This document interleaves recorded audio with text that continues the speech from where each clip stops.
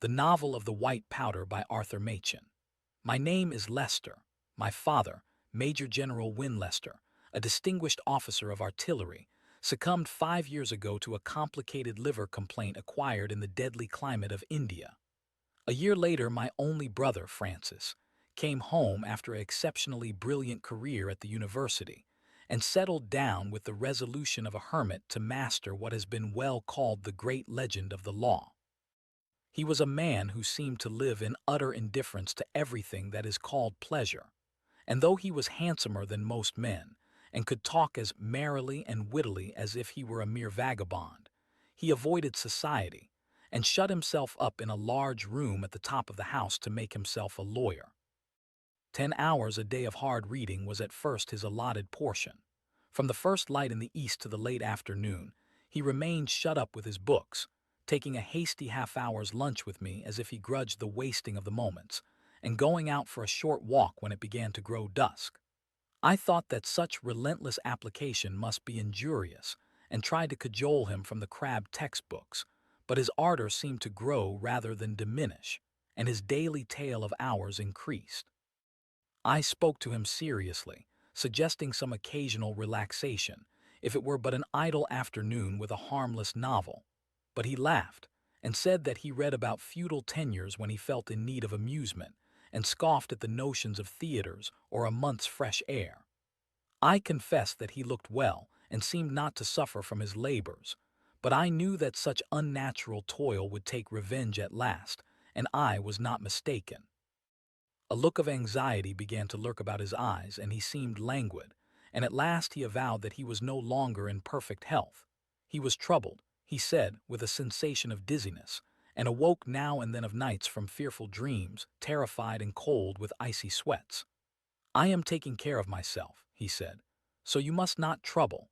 I passed the whole of yesterday afternoon in idleness, leaning back in that comfortable chair you gave me, and scribbling nonsense on a sheet of paper. No, no, I will not overdo my work.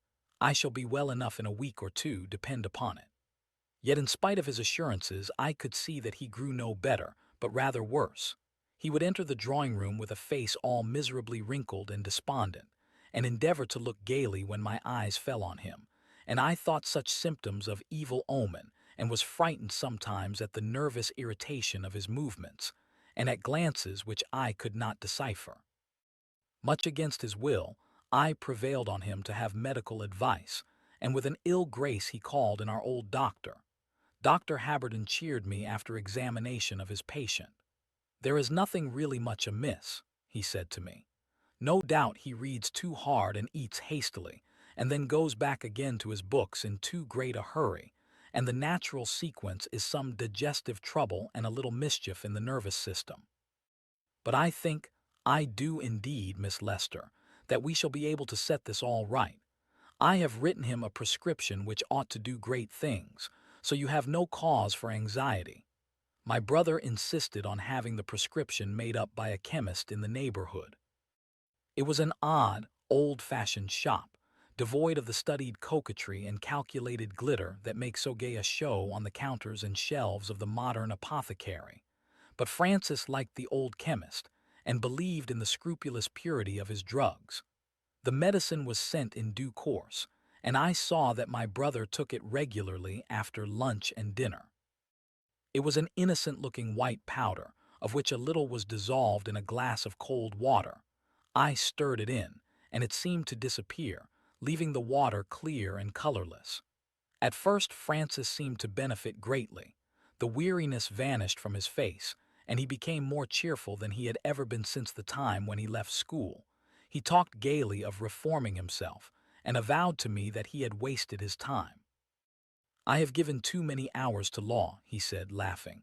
"I think you have saved me in the nick of time. Come, I shall be Lord Chancellor yet, but I must not forget life. You and I will have a holiday together before long. We will go to Paris and enjoy ourselves and keep away from the Bibliothèque Nationale." I confessed myself delighted with the prospect. "When shall we go?" I said. "I can start the day after tomorrow if you like." "Ah, that is perhaps a little too soon. After all, I do not know London yet, and I suppose a man ought to give the pleasures of his own country the first choice. but we will go off together in a week or two, so try and furbish up your French. I only know law French myself, and I am afraid that wouldn't do. We were just finishing dinner, and he quaffed off his medicine with a parade of carousal as if it had been wine from some choicest bin. Has it any particular taste? I said. No, I should not know I was not drinking water, and he got up from his chair and began to pace up and down the room as if he were undecided as to what he should do next. Shall we have coffee in the drawing room? I said. Or would you like to smoke? No, I think I will take a turn. It seems a pleasant evening. Look at the afterglow. Why, it is as if a great city were burning in flames, and down there between the dark houses it is raining blood fast. Yes, I will go out. I may be in soon, but I shall take my key. So good night, dear, if I don't see you again. The door slammed behind him, and I saw him walk lightly down the street, swinging his Malacca cane, and I felt grateful to Dr. Haberden for such an improvement. I believe my brother came home very late that night, but he was in a merry mood the next morning. I walked on without thinking where I was going, he said, enjoying the freshness of the air, enlivened by the crowds as I reached more frequented quarters. And then I met an old college friend, Orford, in the press of the pavement, and then, well, we enjoyed ourselves. I have felt what it is to be young and a man. I find I have blood in my veins as other men have. I made an appointment with Orford for tonight. There will be a little party of us at the restaurant. Yes, I shall enjoy myself for a week or two and hear the chimes at midnight, and then we will go for our little trip together. Such was the transmutation of my brother's character that in a few days he became a lover of pleasure, a careless and merry idler of western pavements, a hunter out of snug restaurants, and a fine critic of fantastic dancing. He grew fat before my eyes and said no more of Paris, for he had clearly found his paradise in London. I rejoiced, and yet wondered a little, for there was, I thought, something in his gaiety that indefinitely displeased me, though I could not have defined my feeling. But by degrees there came a change. He returned still in the cold hours of the morning, but I heard no more about his pleasures, and one morning as we sat at breakfast together, I looked suddenly into his eyes and saw a stranger before me. "Oh, Francis," I cried. "Oh, Francis, Francis, what have you done?" And rending sobs cut the words short. I went weeping out of the room, for though I knew nothing, yet I knew all, and by some odd play of thought I remembered the evening when he first went abroad, and the picture of the sunset sky glowed before me, the clouds like a city in burning flames, and the rain of blood. Yet I did battle with such thoughts, resolving that perhaps, after all, no great harm had been done, and in the evening at dinner I resolved to press him to fix a day for our holiday in Paris. We had talked easily enough, and my brother had just taken his medicine, which he continued all the while. I was about to begin my topic when the words forming in my mind vanished, and I wondered for a second what icy and intolerable weight oppressed my heart and suffocated me as with the unutterable horror of the coffin lid nailed down on the living. We had dined without candles. The room had slowly grown from twilight to gloom, and the walls and corners were indistinct in the shadow. But from where I sat I looked out into the street, and as I thought of what I would say to Francis, the sky began to flush and shine, as it had done on a well-remembered evening, and in the gap between two dark masses that were houses an awful pageantry of flame appeared, lurid whorls of writhed cloud, and utter depths burning, gray masses like the fume blown from a smoking city, and an evil glory blazing far above shot with tongues of more ardent fire, and below as if there were a deep pool of blood. I looked down to where my brother sat facing me, and the words were shaped on my lips when I saw his hand resting on the table. Between the thumb and forefinger of the closed hand there was a mark, a small patch about the size of a sixpence and somewhat of the color of a bad bruise. Yet by some sense I cannot define, I knew that what I saw was no bruise at all. Oh, if human flesh could burn with flame, and if flame could be black as pitch, such was that before me. Without thought or fashioning of words, gray horror shaped within me at the sight, and in an inner cell it was known to be a brand. For the moment the stained sky became dark as midnight, and when the light returned to me I was alone in the silent room, and soon after I heard my brother go out. Late as it was, I put on my hat and went to Dr. Haberden, and in his great consulting room, ill-lighted by a candle which the doctor brought in with him, with stammering lips, and a voice that would break in spite of my resolve, I told him all, from the day on which my brother began to take the medicine down to the dreadful thing I had seen scarcely half an hour before. When I had done, the doctor looked at me for a minute with an expression of great pity on his face. "My dear Miss Lester," he said, "you have evidently been anxious about your brother. You have been worrying over him, I am sure. Come now, is it not so?" "I have certainly been anxious," I said. "For the last week or two I have not felt at ease." "Quite so, you know, of course, what a queer thing the brain is." "I understand what you mean, but I was not deceived. I saw what I have told you with my own eyes." "Yes, yes, of course. But your eyes had been staring at that very curious sunset we had tonight." "That is the only explanation. You will see it in the proper light tomorrow, I am sure. But remember, I am always ready to give any help that is in my power. Do not scruple to come to me or to send for me if you are in any distress." I went away but little comforted, all confusion and terror and sorrow, not knowing where to turn. When my brother and I met the next day, I looked quickly at him and noticed with a sickening at heart that the right hand, the hand on which I had clearly seen the patch as of a black fire, was wrapped up with a handkerchief. "What is the matter with your hand, Francis?" I said in a steady voice. "Nothing of consequence. I cut a finger last night and it bled rather awkwardly, so I did it up roughly to the best of my ability. I will do it neatly for you if you like." "No, thank you, dear. This will answer very well. Suppose we have breakfast. I am quite hungry." We sat down and I watched him. He scarcely ate or drank at all, but tossed his meat to the dog when he thought my eyes were turned away. There was a look in his eyes that I had never yet seen, and the thought flashed across my mind that it was a look that was scarcely human. I was firmly convinced that, awful and incredible as was the thing I had seen the night before, yet it was no illusion, no glamour of bewildered sense, and in the course of the evening I went again to the doctor's house. He shook his head with an air puzzled and incredulous and seemed to reflect for a few minutes. "And you say he still keeps up the medicine. But why? As I understand, all the symptoms he complained of have disappeared long ago. Why should he go on taking the stuff when he is quite well? And by the by, where did he get it made up? At Sace's. I never send anyone there. The old man is getting careless. Suppose you come with me to the chemist S. I should like to have some talk with him." We walked together to the shop. Old Sace knew Dr. Haberden and was quite ready to give any information. "You have been sending that in to Mr. Lester for some weeks, I think, on my prescription," said the doctor, giving the old man a penciled scrap of paper. The chemist put on his great spectacles with trembling uncertainty, and held up the paper with a shaking hand. "Oh, yes," he said. "I have very little of it left. It is rather an uncommon drug, and I have had it in stock some time. I must get in some more if Mr. Lester goes on with it." "Kindly let me have a look at the stuff," said Haberden, and the chemist gave him a glass bottle. He took out the stopper and smelt the contents and looked strangely at the old man. "Where did you get this?" he said. "And what is it? For one thing, Mr. Sace, it is not what I prescribed. Yes, yes, I see the label is right enough, but I tell you this is not the drug." "I have had it a long time," said the old man in feeble terror.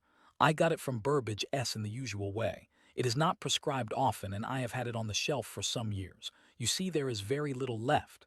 "You had better give it to me," said Haberden. "I am afraid something wrong has happened." We went out of the shop in silence, the doctor carrying the bottle neatly wrapped in paper under his arm. "Dr. Haberden," I said, when we had walked a little way. "Dr. Haberden." "Yes," he said, looking at me gloomily enough. "I should like you to tell me what my brother has been taking twice a day for the last month or so. Frankly, Miss Lester, I don't know. We will speak of this when we get to my house." We walked on quickly without another word till we reached Dr. Haberden S.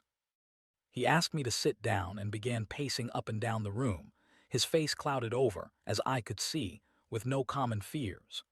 "Well," he said at length, "this is all very strange. It is only natural that you should feel alarmed, and I must confess that my mind is far from easy. We will put aside, if you please, what you told me last night and this morning, But the fact remains that for the last few weeks Mr. Lester has been impregnating his system with a drug which is completely unknown to me. I tell you it is not what I ordered, and what the stuff in the bottle really is remains to be seen. He undid the wrapper and cautiously tilted a few grains of the white powder onto a piece of paper and peered curiously at it.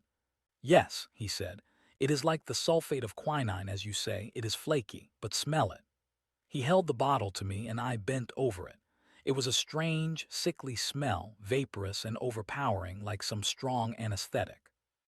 I shall have it analyzed, said Haberden. I have a friend who has devoted his whole life to chemistry as a science. Then we shall have something to go upon. No, no, say no more about that other matter. I cannot listen to that, and take my advice and think no more about it yourself. That evening my brother did not go out as usual after dinner. I have had my fling, he said with a queer laugh, and I must go back to my old ways.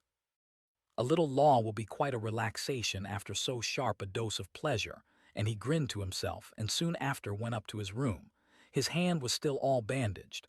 Dr. Haberden called a few days later. I have no special news to give you, he said. Chambers is out of town, so I know no more about that stuff than you do, but I should like to see Mr. Lester if he is in. He is in his room, I said. I will tell him you are here. No, no, I will go up to him. We will have a little quiet talk together. I dare say that we have made a good deal of fuss about a very little, for after all, whatever the powder may be, it seems to have done him good. The doctor went upstairs, and standing in the hall I heard his knock, and the opening and shutting of the door, and then I waited in the silent house for an hour, and the stillness grew more and more intense as the hands of the clock crept round. Then there sounded from above the noise of a door shut sharply, and the doctor was coming down the stairs. His footsteps crossed the hall, and there was a pause at the door. I drew a long, sick breath with difficulty, and saw my face white in a little mirror, and he came in and stood at the door. There was an unutterable horror shining in his eyes. He steadied himself by holding the back of a chair with one hand. His lower lip trembled like a hoarse S, and he gulped and stammered unintelligible sounds before he spoke. I have seen that man, he began in a dry whisper. I have been sitting in his presence for the last hour. My God, and I am alive and in my senses. I who have dealt with death all my life and have dabbled with the melting ruins of the earthly tabernacle. But not this, oh, not this. And he covered his face with his hands as if to shut out the sight of something before him. Do not send for me again, Miss Lester, he said with more composure. I can do nothing in this house. Goodbye. As I watched him totter down the steps and along the pavement towards his house, it seemed to me that he had aged by 10 years since the morning. My brother remained in his room. He called out to me in a voice I hardly recognized that he was very busy and would like his meals brought to his door and left there, and I gave the order to the servants. From that day it seemed as if the arbitrary conception we call time had been annihilated from me. I lived in an ever-present sense of horror, going through the routine of the house mechanically, and only speaking a few necessary words to the servants. Now and then I went out and paced the streets for an hour or two and came home again. But whether I were without or within, my spirit delayed before the closed door of the upper room, and shuddering, waited for it to open. I have said that I scarcely reckon time, but I suppose it must have been a fortnight after Dr. Haberden's visit that I came home from my stroll a little refreshed and lightened. The air was sweet and pleasant, and the hazy form of green leaves, floating cloud-like in the square, and the smell of blossoms, had charmed my senses, and I felt happier and walked more briskly. As I delayed a moment at the verge of the pavement, waiting for a van to pass by before crossing over to the house, I happened to look up at the windows, and instantly there was the rush and swirl of deep cold waters in my ears. My heart leapt up and fell down, down as into a deep hollow, and I was amazed with a dread and terror without form or shape. I stretched out a hand blindly through the folds of thick darkness, from the black and shadowy valley, and held myself from falling, while the stones beneath my feet rocked and swayed and tilted, and the sense of solid things seemed to sink away from under me. I had glanced up at the window of my brother's study, and at that moment the blind was drawn aside, and something that had life stared out into the world. Nay, I cannot say I saw a face or any human likeness. A living thing, two eyes of burning flame glared at me, and they were in the midst of something as formless as my fear, the symbol and presence of all evil and all hideous corruption. I stood shuddering and quaking as with the grip of ague, sick with unspeakable agonies of fear and loathing, and for 5 minutes I could not summon force or motion to my limbs. When I was within the door, I ran up the stairs to my brother's room and knocked. "Francis, Francis," I cried, "for heaven's sake answer me. What is the horrible thing in your room? Cast it out, Francis, cast it from you." I heard a noise as of feet shuffling slowly and awkwardly and a choking, gurgling sound as if someone was struggling to find utterance, and then the noise of a voice broken and stifled in words that I could scarcely understand. "There is nothing here," the voice said. "Pray do not disturb me. I am not very well today." I turned away, horrified and yet helpless. I could do nothing, and I wondered why Francis had lied to me, for I had seen the appearance beyond the glass too plainly to be deceived, though it was but the sight of a moment. And I sat still, conscious that there had been something else, something I had seen in the first flash of terror before those burning eyes had looked at me. Suddenly I remembered.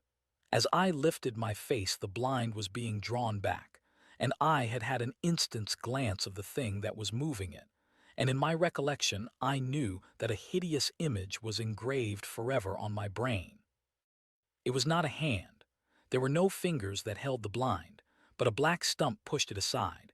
The moldering outline and the clumsy movement as of a beast's paw had glowed into my senses before the darkling waves of terror had overwhelmed me as I went down quick into the pit. My mind was aghast at the thought of this, and of the awful presence that dwelt with my brother in his room. I went to his door and cried to him again, but no answer came.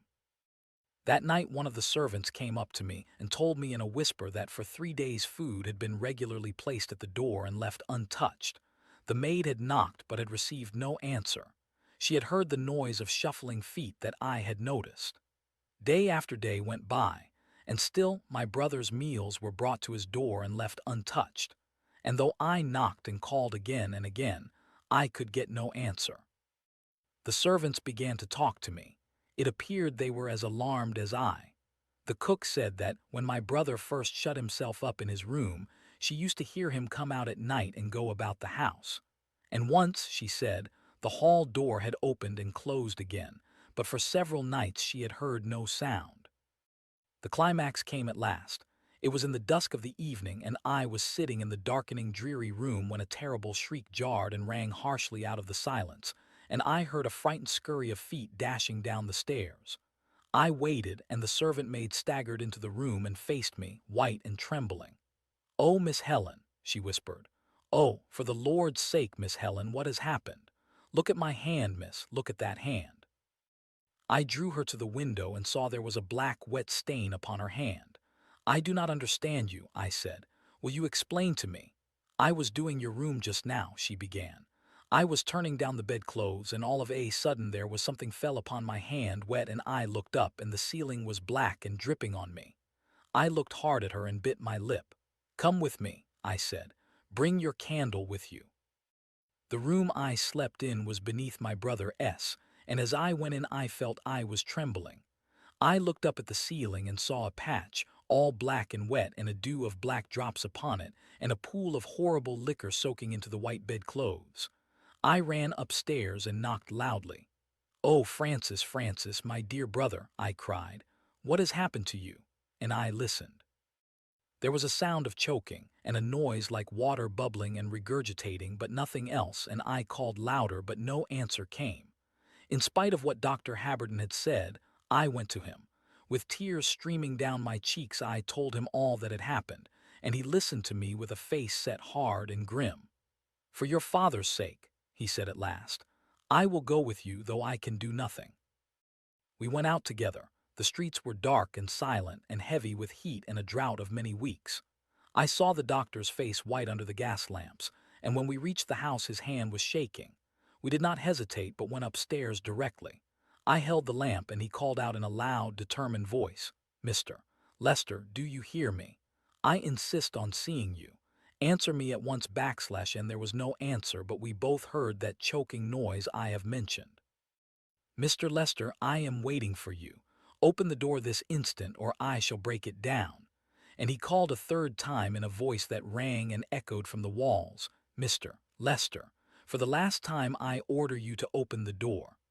Ah, he said, after a pause of heavy silence, we are wasting time here.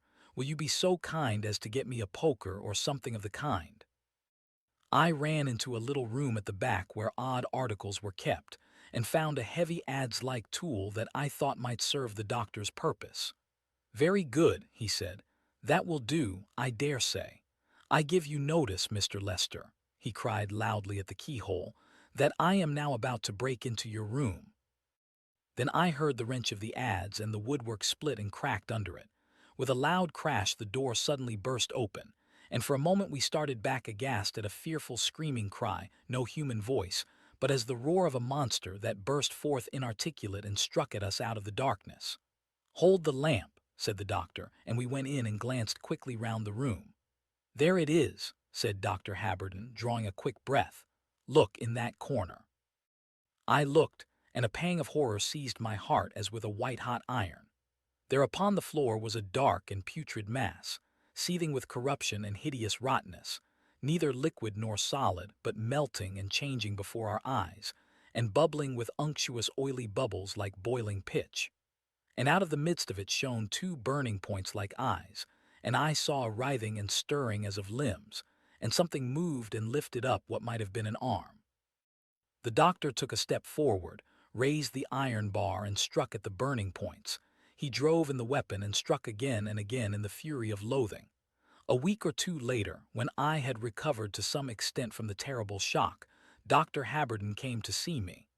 I have sold my practice, he began, and tomorrow I am sailing on a long voyage. I do not know whether I shall ever return to England. In all probability I shall buy a little land in California and settle there for the remainder of my life. I have brought you this packet, which you may open and read when you feel able to do so. It contains the report of Dr. Chambers on what I submitted to him. Goodbye, Miss Lester, goodbye. When he was gone I opened the envelope. I could not wait, and proceeded to read the papers within. Here is the manuscript, and if you will allow me, I will read you the astounding story it contains. My dear Haberden, the letter began, I have delayed inexcusably in answering your questions as to the white substance you sent me. To tell you the truth, I have hesitated for some time as to what course I should adopt, for there is a bigotry and orthodox standard in physical science as in theology, and I knew that if I told you the truth I should offend rooted prejudices which I once held dear myself. However, I have determined to be plain with you, and first I must enter into a short personal explanation. You have known me, Haberden, for many years as a scientific man. You and I have often talked of our profession together, and discussed the hopeless gulf that opens before the feet of those who think to attain to truth by any means whatsoever except the beaten way of experiment and observation in the sphere of material things. I remember the scorn with which you have spoken to me of men of science who have dabbled a little in the unseen, and have timidly hinted that perhaps the senses are not, after all, the eternal, impenetrable bounds of all knowledge, the everlasting walls beyond which no human being has ever passed. We have laughed together heartily, and I think justly, at the occult follies of the day disguised under various names. The mesmerisms, spiritualisms, materializations, theosophies, all the rabble-rout of imposture, with their machinery of poor tricks and feeble conjuring, the true back parlor of shabby London streets. Yet, in spite of what I have said, I must confess to you that I am no materialist, taking the word of course in its usual signification. It is now many years since I have convinced myself, a skeptic, remember, that the old iron-bound theory is utterly and entirely false. Perhaps this confession will not wound you so sharply as it would have done 20 years ago. For I think you cannot have failed to notice that for some time hypotheses have been advanced by men of pure science which are nothing less than transcendental, and I suspect that most modern chemists and biologists of repute would not hesitate to subscribe the dictum of the old schoolman, omnia exeunt in mysterium, which means, I take it, that every branch of human knowledge, if traced up to its source and final principles, vanishes into mystery. I need not trouble you now with a detailed account of the painful steps which led me to my conclusions. A few simple experiments suggested a doubt as to my then standpoint, and a train of thought that rose from circumstances comparatively trifling brought me far. My old conception of the universe has been swept away, and I stand in a world that seems as strange and awful to me as the endless waves of the ocean seen for the first time, shining from a peak in Darien. Now I know that the walls of sense that seemed so impenetrable, that seemed to loom up above the heavens and to be founded below the depths, and to shut us in for evermore, are no such everlasting impassable barriers as we fancied, but thinnest and most airy veils that melt away before the seeker, and dissolve as the early mist of the morning about the brooks. I know that you never adopted the extreme materialistic position. You did not go about trying to prove a universal negative, for your logical sense withheld you from that crowning absurdity. But I am sure that you will find all that I am saying strange and repellent to your habits of thought. Yet, Haberden, what I tell you is the truth, nay, to adopt our common language, the sole and scientific truth, verified by experience. And the universe is verily more splendid and more awful than we used to dream. The whole universe, my friend, is a tremendous sacrament, a mystic, ineffable force and energy, veiled by an outward form of matter, and man and the sun and the other stars and the flower of the grass and the crystal in the test tube are each and every one as spiritual, as material and subject to an inner working. You will perhaps wonder, Haberden, whence all this tends, but I think a little thought will make it clear. You will understand that from such a standpoint the whole view of things is changed, and what we thought incredible and absurd may be possible enough. In short, we must look at legend and belief with other eyes and be prepared to accept tales that had become mere fables. Indeed, this is no such great demand. After all, modern science will concede as much in a hypocritical manner. You must not, it is true, believe in witchcraft, but you may credit hypnotism. Ghosts are out of date, but there is a good deal to be said for the theory of telepathy. Give superstition a Greek name and believe in it should almost be a proverb. So much for my personal explanation. You sent me, Haberden, a phial, stoppered and sealed, containing a small quantity of flaky white powder, obtained from a chemist who has been dispensing it to one of your patients. I am not surprised to hear that this powder refused to yield any results to your analysis. It is a substance which was known to a few many hundred years ago, but which I never expected to have submitted to me from the shop of a modern apothecary. There seems no reason to doubt the truth of the man's tale.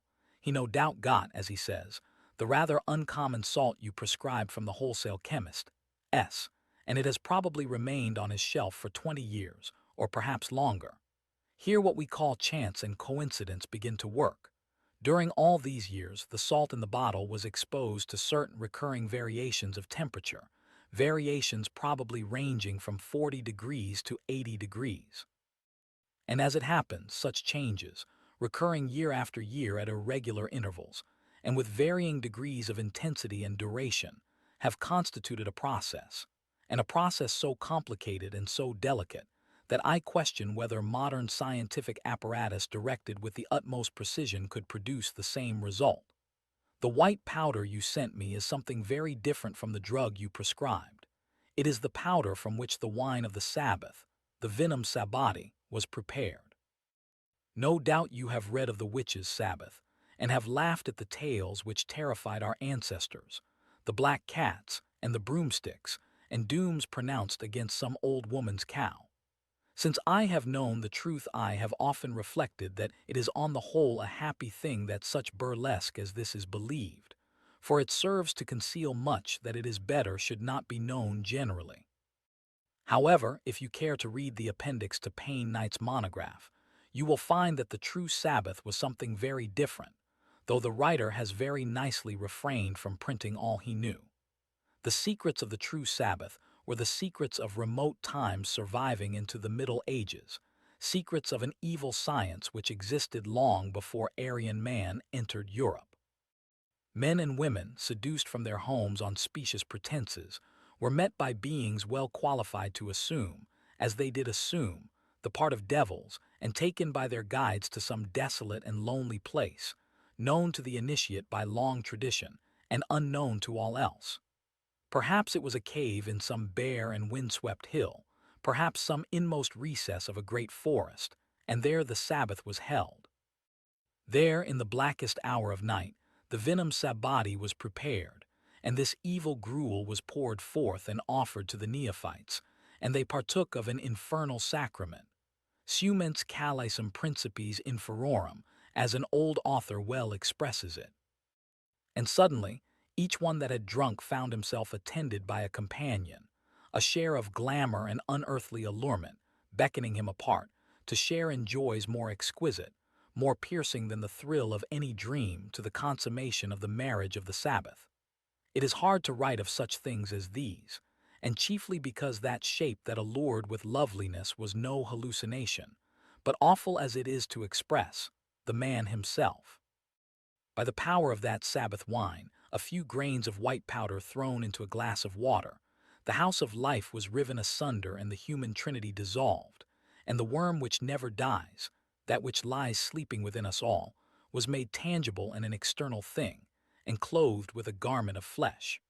And then, in the hour of midnight, the primal fall was repeated and represented, and the awful thing veiled in the mythos of the tree in the garden was done anew. Such was the nuptiae sabbati. I prefer to say no more. You, Haberden, know as well as I do that the most trivial laws of life are not to be broken with impunity, and for so terrible an act as this, in which the very inmost place of the temple was broken open and defiled, a terrible vengeance followed. What began with corruption ended also with corruption. Underneath is the following in Dr. Haberden's writing. The whole of the above is unfortunately strictly and entirely true. Your brother confessed all to me on that morning when I saw him in his room. My attention was first attracted to the bandaged hand, and I forced him to show it to me. What I saw made me, a medical man of many years' standing, grow sick with loathing, and the story I was forced to listen to was infinitely more frightful than I could have believed possible. It has tempted me to doubt the eternal goodness which can permit nature to offer such hideous possibilities, and if you had not with your own eyes seen the end, I should have said to you, disbelieve it all. I have not, I think, many more weeks to live, but you are young and may forget all this. Joseph Haberden, M.D. In the course of 2 or 3 months I heard that Dr. Haberden had died at sea shortly after the ship left England. Miss Lester ceased speaking and looked pathetically at Dyson, who could not refrain from exhibiting some symptoms of uneasiness. He stuttered out some broken phrases expressive of his deep interest in her extraordinary history, and then said with a better grace, "But pardon me, Miss Lester, I understood you were in some difficulty. You were kind enough to ask me to assist you in some way." "Ah," she said, "I had forgotten that. My own present trouble seems of such little consequence in comparison with what I have told you. But as you are so good to me, I will go on. You will scarcely believe it, but I found that certain persons suspected, or rather pretended to suspect, that I had murdered my brother. These persons were relatives of mine, and their motives were extremely sordid ones, but I actually found myself subject to the shameful indignity of being watched. Yes, sir, my steps were dogged when I went abroad, and at home I found myself exposed to constant if artful observation. With my high spirit this was more than I could brook, and I resolved to set my wits to work and elude the persons who were shadowing me. I was so fortunate as to succeed. I assumed this disguise, and for some time have lain snug and unsuspected. But of late I have reason to believe that the pursuer is on my track. Unless I am greatly deceived, I saw yesterday the detective who is charged with the odious duty of observing my movements. You, sir, are watchful and keen-sighted. Tell me, did you see anyone lurking about this evening?" "I hardly think so," said Dyson, but perhaps you would give me some description of the detective in question. Certainly. He is a youngish man, dark, with dark whiskers. He has adopted spectacles of large size in the hope of disguising himself effectually, but he cannot disguise his uneasy manner and the quick, nervous glances he casts to right and left. This piece of description was the last straw for the unhappy Dyson, who was foaming with impatience to get out of the house, and would gladly have sworn 18th-century oaths if propriety had not frowned on such a course. "Excuse me, Miss Lester," he said with cold politeness. "I cannot assist you." "Ah," she said sadly, "I have offended you in some way. Tell me what I have done, and I will ask you to forgive me." "You are mistaken," said Dyson, grabbing his hat but speaking with some difficulty. "You have done nothing, but as I say, I cannot help you. Perhaps," he added with some tinge of sarcasm, "my friend Russell might be of service." "Thank you," she replied. "I will try him," and the lady went off into a shriek of laughter which filled up Mr. Dyson's cup of scandal and confusion. He left the house shortly afterwards, and had the peculiar delight of a 5-mile walk, through streets which slowly changed from black to gray, and from gray to shining passages of glory for the sun to brighten. Here and there he met or overtook strayed revelers, but he reflected that no one could have spent the night in a more futile fashion than himself, and when he reached his home he had made resolves for reformation. He decided that he would abjure all Milesian and Arabian methods of entertainment, and subscribe to Muti S. for a regular supply of mild and innocuous romance.